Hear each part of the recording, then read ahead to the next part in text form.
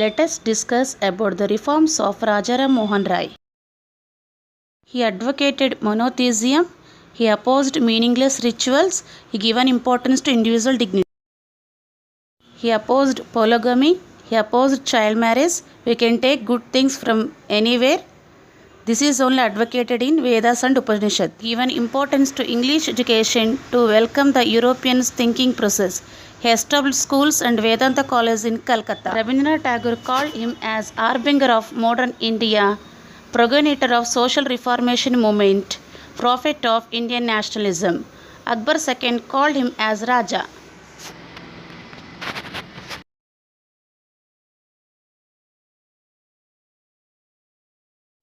Now let us discuss about Young Bengal movement. Most of the social and religious reform movements started in North India. Calcutta is the main center for these movements. Most of the movements are started during 1820s 30s. Young Bengal movement is influenced by Brahma Samaj. Henry Louis is an Anglo-Indian, which means his father is Portuguese, his mother is Indian. Henry Louis worked as a professor in Hindu college. Students attracted towards him by his teaching. Most of the students become his followers. Henry Louis, influenced by the various movements of Europe, and he tried to instill the same spirit of enquiry in the minds of the students and colleagues.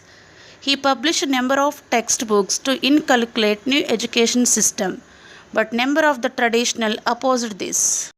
He started Academic Association in 1829. He created thinking process across Bengal by this association. He held number of discussions and debates among the students regarding the topics like nature, humanism, God. He believed that the rational thinking helps to people to come out from superstitions and social discrimination. He given importance to women's rights, opposed caste-based discrimination. Number of the students who came from traditionalist families, they inspired by him, joined their hands with him to spread the Young Bengal movement across Bengal.